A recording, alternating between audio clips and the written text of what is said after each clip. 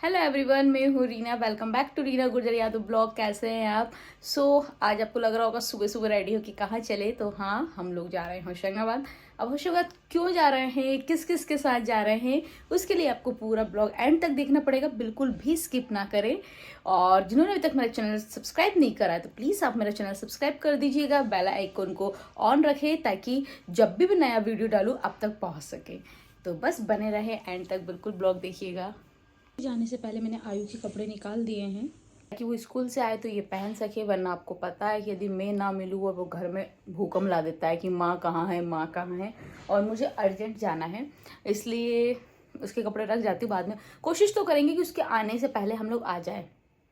नहीं आएंगे तो फिर कपड़े तो रख के जाना पड़ेगा, वरना वो पहनेगा ही नहीं, मर्जी से निकालेगा, मर्जी से। हम जा रहे हैं होशंगाबाद डॉक्टर को दिखाने पापा को, क्योंकि पापा को है ना कुछ दिन से फीवर जा ही नहीं रहा है और शरीर में दर्द, बहुत ज़्यादा वीकनेस सी आ गई थी। तो सोचा चलो बाहर ही दिखा देते हैं होशंगाबाद।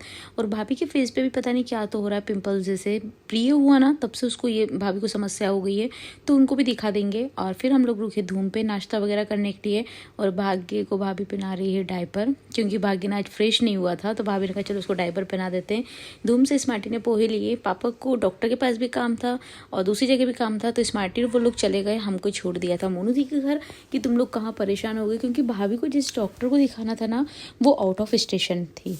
तो अब क्या करें, आ तो गए थे हम। फिर हम मोनू दीदी के घर गए और भाग्य को मोनू दीदी ने बहुत सारे खिलौने दिए थे कि भाग्य इससे खेल लो, उससे खेल लो। बट कहीं रास्ते में सो गया था ना, तो अब उसकी क्या बोलते मोबाइल चार्ज नहीं हुआ, इस तरीके उसकी बैटरी चार्ज नहीं हुई है, थोड़ा सा आलसी आलसी दिखा रहा था। फिर दीदी नहीं मानी और दीदी ने हम लोग के लिए खाना बना ही दिया। बोले ठीक है, खाना नहीं तो एक एक दो दो पराठे का नाश्ता जैसा कर लो। और बस हमने वहीं पे वो करा। हमारा आ गया हनी। और हनी का एक ही क्वेश्चन आते से मतलब खुश हुआ, बट उसकी नज़रें कहीं और थी, वो आप समझ सकते हैं। आयु भाई नहीं आया, आयु भाई नहीं आया। बट हमने आयु को नहीं ले गए थे और संक्रांति का टाइम भी था, तो दीदी ने सुहाग हमें दे दिया था। अब बहुत से लोग कमेंट्स करेंगे कि नंद भाभी को नहीं देती, बट ऐसा कुछ नहीं है। हर एक सुहागन लेडीज़ दूसरी सुहागन लेडीज़ को दे सकती है। तो हमने तो दीदी के लिए कुछ सुहाग नहीं ले गए थे, फिर हमने उनको पैसे ही दे दिए थे कि आप हमारे साइड से कुछ भी लाग वाग चूड़ी उड़ी जो आपको सही लगे वो ले लेना, क्योंकि अब उनको कुछ तो दे के आते हैं ना। और बस यहाँ से हमने करी विदाई, उनसे बब्बाई बोले हनी से। और हम लोग पहुँचे इटारसी, क्योंकि हमें किशोर के वहाँ के खाने थे दही बड़े। और पापा की वो फ्रेंड निकले, वो अंकल जो किशोर होटल के ऑनर है। यहाँ के दही बड़े बहुत ही ज़्यादा फेमस है। जो लोग इटारसी से या इटारसी के पास से बिलोंग करते हो तो समझ सकते हैं कि वहाँ के दही बड़े कितने ज़्यादा टेस्टी है। पापा को भी पसंद था और हम लोग ने दही बड़े खाए। सीधे हम लोग निकले सिवनी के लिए। शाम भी हो गई थी, क्योंकि पापा की 2-3 जांच वगैरह भी हुई थी, ब्लड टेस्ट, यूरिन टेस्ट और सोनोग्राफी भी हुई थी। पापा को स्टोन बताया है, मतलब पथरी निकली पापा को, बट किडनी से थोड़ी सी तो नीचे आ गई है। डॉक्टर ने कहा दवाई गोली के थ्रू निकल जाएगी। बस भगवान से यही विश करते हैं कि नॉर्मली निकल जाए। और हम लोग फिर आ चुके हैं सिवनी। हमने आयु को कॉल कर दिया था कि आयु तू स्मार्ट पॉइंट पे आ जा, वहीं से नानी के घर चल देंगे अपन, क्योंकि आयु को नेक्स्ट डे लेके जाना था कुछ प्रोजेक्ट, तो उसका सामान लेना था हमें। अब इतना टाइम तो था नहीं कि हम घर जाके वापस आ जाएं। हम सिवनी साइड जा रहे थे, उसको यहाँ से बैठाया, वो साइकिल से था, बट साइकिल वहीं पे खड़ी करके हम सब निकल गए। और मम्मी और चुन भैया घर पे थे, बाकी भाभी हम लोग सब गए थे। फिर मम्मी पापा को वहाँ पे छोड़ा, फिर बाइक लेके हम लोग रघुवंशी स्टेशनरी पहुँचे, मतलब विक्रम भैया की शॉप पे। वहाँ पे आयु को कुछ 2003 करके ऐसा उसके हाउस बोट का डेकोरेशन करना था। तो मैंने कहा यार इतना वक्त तो नहीं है कि मैं कटिंग कर सकूं, तो यही पेपर के एक अल्फ़ाबेट्स और नंबर ऐसे पूरे आते हैं कटिंग वाले। तो पहले तो मैंने ये ले लिया था, फिर मुझे लगा कि यार इतना टाइम नहीं है और प्रॉपर वो कटे नहीं कटे। तो फिर मुझे आइडिया आया, मैं कहा यार वो कटिंग वाले जो आते हैं ना अपन वो ले लेते हैं, डायरेक्टली कट जाएंगे। बट मैं यहाँ पे ये देख रही थी कि एक पेज में इतना आ पाएगा या नहीं आ पाएगा, बट फिर हमने पेपर ही लेके आए, मतलब कटिंग वाले।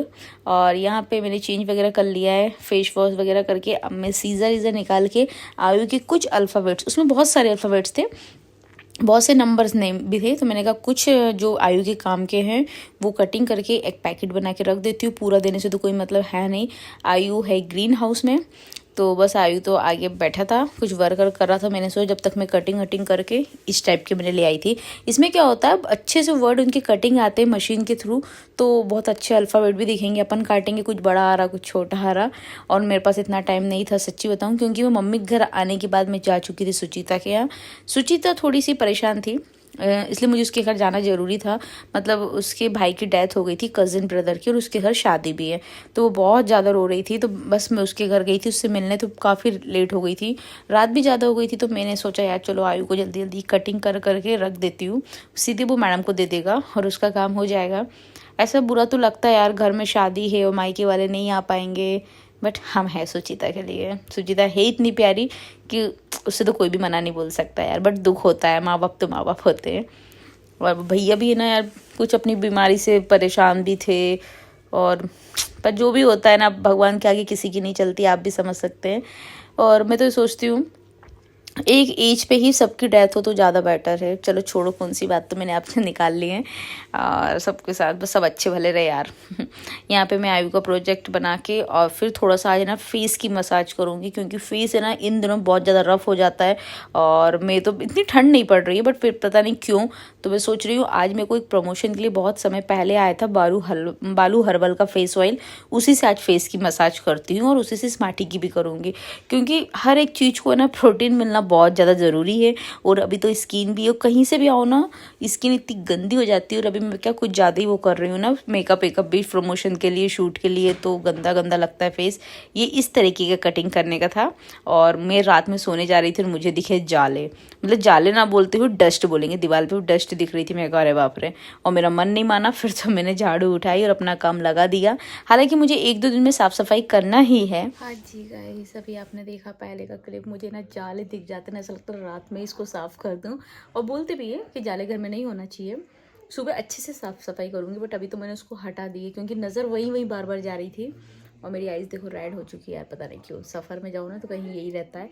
और जस्ट मैंने अभी आज मेरा एक बालू हर्बल करके एक सिरम जैसा आया था, लिक्विड, वो ऑयल जैसा, तो मैंने सोचा उससे मसाज करती हूँ, क्योंकि बहुत ही ज़्यादा रफ स्किन हो गई थी मेरी। हुई नहीं थी, बट मुझे लगता है कि उस शाइन वाली होना चाहिए, ऑयली होना चाहिए। तो मैंने सोचा चलो थोड़ी सी आज मसाज कर लेती हूँ, फेस को भी थोड़ा सी टाइम दी जाए। और इसी ब्लॉग को मैं यहीं पे करती हूँ एंड। आई होप आपको पसंद आया हो, पसंद आया तो लाइक शेयर सब्सक्राइब जरूर करें। मिलते हैं बहुत ही जल्द एक नए ब्लॉग के साथ, तब तक के लिए bye, good night, take care.